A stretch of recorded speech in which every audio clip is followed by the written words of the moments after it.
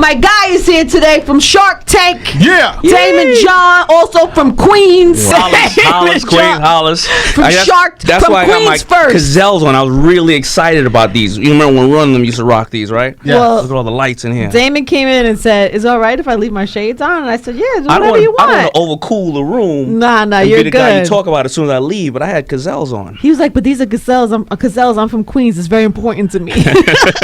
I love that.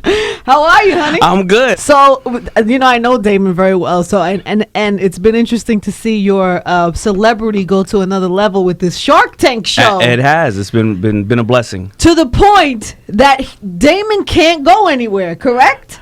It's hard, but it's not like like the artists we know where It's people not are like screaming over it. Right. It's not like, oh, give me an autograph. No, it's like, and it's not like a hot young chick. Give me an autograph. It's like a 55-year-old white guy. Like, yo, I got an idea. I just retired, and I only need 100,000. And then he talked to you for about a half hour. So everywhere you go, you're getting pitched. I'm getting pitched. Yeah. Have you met anybody in the street that actually had a good idea? I have. I met several, but you can drown in opportunity, and I know that whether they have a good idea or not, I just don't have time because I have all those companies that we personally invest in on Shark Tank. I have my own companies. Some of them doing well. Some of them need life support, right? And I got to pay attention. So some of them need life support. That's what it is. Yeah. Keep it 100. It's true too, because people see you as like the success story, but with every success story, there has to be failures, right? There's many failures. So everybody say, "Oh, you know what? I got my product. Why don't you get it into the store?" I'm gonna say, first, I'm trying to get FUBU back into the stores, homie. It's not that easy. If it was that easy, FUBU would be, Ralph Lauren, right? You ain't Ralph Lauren. You ain't Ralph. It ain't Ralph, though. Oh man. This is an interesting conversation to have with you about your perspective of that, because Kanye's been on a whole campaign about the fashion industry, and I would imagine that you have a perspective on that, being so many years and having success with a clothing line and stuff. I do, and it's complicated because I want to take the emotion out. If I ever talk about Kanye, I want to take the emotion out of it, and I want to really just have a fashion clinic and talk about why his concepts work or don't work. So let me start it off. I think Kanye is amazing. He's brilliant, and I think that if anybody can do what he's attempting to do when he transitions, it's Kanye. The whole thing about gatekeepers, the whole thing about going over Louis Vuitton and they can do this and that, the whole thing about Adidas, there's various things you have to understand. We're in two totally separate businesses. Doesn't mean that fashion and music, either one is harder or either one is easier. But we're in two totally separate businesses, and there's no gatekeepers. There's only grind keepers out there. You don't put your grind on, it ain't gonna happen. And I just think that there's certain things that he should consider. If you're an artist and you make a record, and that 3 minutes and 30 seconds of a record, no matter if you put $1 million in or $5 into it, you can sell it for $1.99 to anybody, and it's something you listen to. But if you go out and put footwear out, it could be, you could use skins, gator skins in it. You can use plastic in it. It's going to vary from $5 to $5,000. If a song takes off really well, you can download 10 million of them this week. If you sell 1,000 pair of your exclusive sneaker, to make it all over again, get it cut, get it made, get it shipped, get it built, and everything else, you can't replenish for another 6 months, 8 months, 9 months. It's almost like me hearing a song and having to go buy it again. Oh yeah, you know what? I heard it's really hot. I'm gonna buy it in 9 months. Yeah, no, that doesn't work. You understand what I'm saying? So it's just a different business structure. So you think Kanye maybe doesn't understand the business structure as much in that world as he does in the music world? He absolutely doesn't understand that much in the thought process of it, but he is, and I can tell by some of his interviews, he really knows a lot of the movers and shakers, and he understands it more than many people do. He really does. But, you have to, when you put out a line... Have you been marginalized? No. Oh, you have not? No, I just wanted to say it. I just wanted to use it in the interview. The problem is the challenge is this. Every single one of the designers, whoever it is, they're putting in 150% on what they're doing, right? And Ye would have to really give up music for this part, and then go out there, and every overnight success is taking 15 years. I feel like that's what he's planning. I feel like that's what he's trying to set his future up to. And I think he will do it. I think where he is right is where he's saying the people are, making money and they're Nike wants him to design and they're not giving him royalties. He absolutely deserves royalties. He deserves a piece of what he's creating, because these music artists, at the end of the day, they change our lives in the way we think, and clothes are fine, but you can't remember making a baby to a shirt. right? So I think that their emotion that they can evoke out of people. I know. I do remember certain outfits I had on at certain times in my life. And you were like, I'm in love with this guy because of my outfit. No, I'm killing this dress, and therefore this situation is going to be. You know what I believe? I believe that beautiful, amazing artists like Kanye and them. They really take us to another place. It's a very special place. But the fashion business is absolutely different. Yeah. Do you think everything that he's doing now is going to change anything? I think what he's doing now is he's putting it out to the universe and is manifesting it, and he's going to start taking it more and more serious. It's his agenda. I think that he has 20, 30 years of doing this. I heard some conversations that he had where he talks about Louis Vuitton, but then he understands the value of H&M. So at first, it's not just, I'm going to come out there and change the world like Louis Vuitton. When you mention Louis Vuitton and Ralph and Gucci, that's like me mentioning Michael Jackson, the Beatles, Elvis, right? So is he going to stay in that world and surpass Michael Jackson, the Beatles, Elvis, Stevie Wonder, Bob Marley, right? Or is he going to come into our world and say, well, he's going to try to become our version, our legends of the business? But do you think like the Adidas deal was a smart deal for him? You do?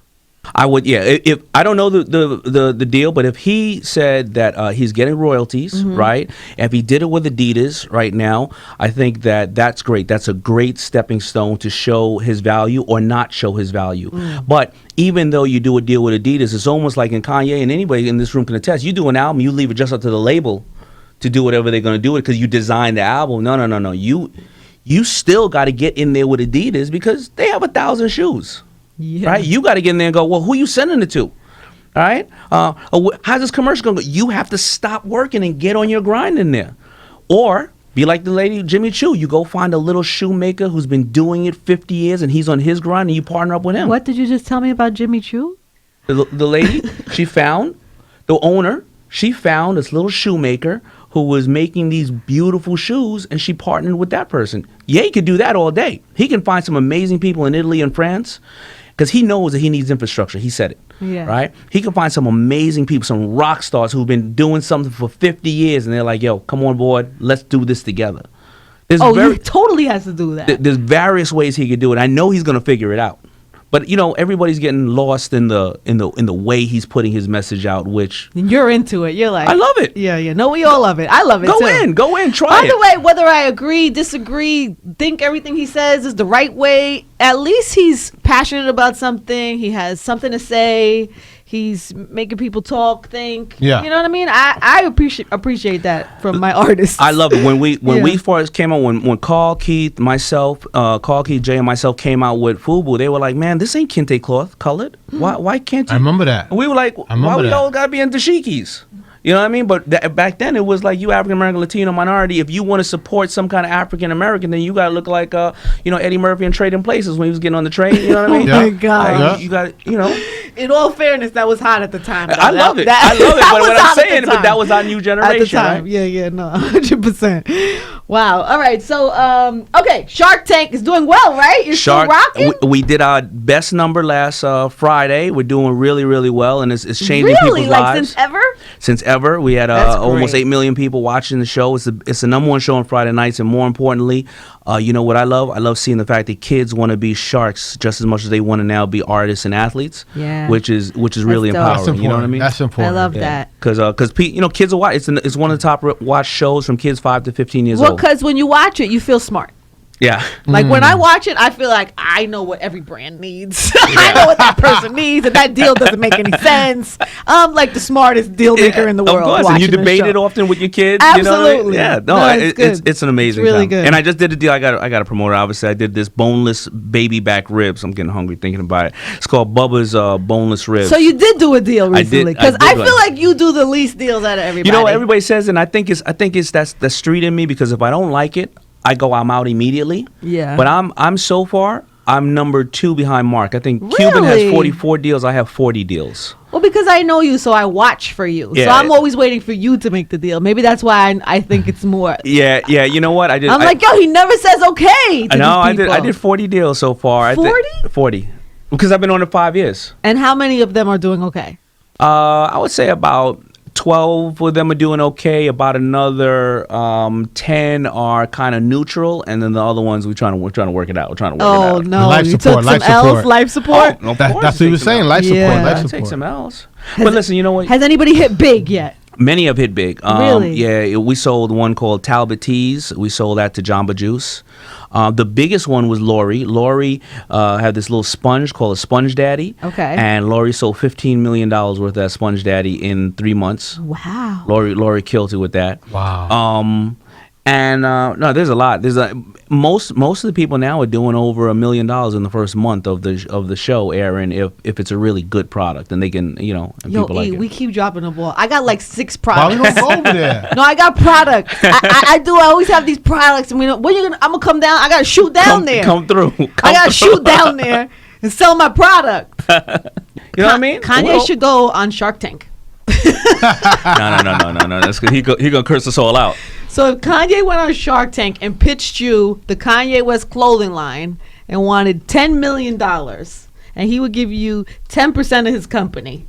He'd value it at $100 million. So we would have to say, okay, well, what's the value? How much have you sold? We would take... I ain't sold nothing, but I sold mad Yeezys, though. How about that? So we would have to give him some kind of accounting credit for that. Okay. We got that. Okay, so now He's the Tupac of this fashion thing. All right, I'm gonna let Barbara give him the money because for sure Barbara would give him the money. You would back out? Didn't you just say I'm out all the time?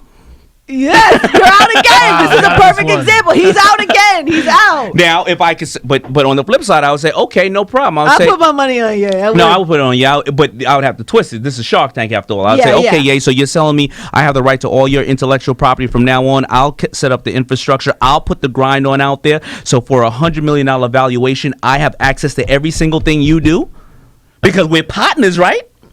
And that's what I don't see that happening. And that's when he flips the table over and walks out. Oh man, never. Because that's when I'm coming through the crib like this, all the Scully on, and I'm selling 1 million of those Scullys. Wow. All right. Well, you're always welcome here. The next time you come here, and I always say this, but the next time you come here, I'm going to have 5 opportunities that maybe you'll be lucky enough to be a part of. I am there. As long as they ain't route though, I'm there.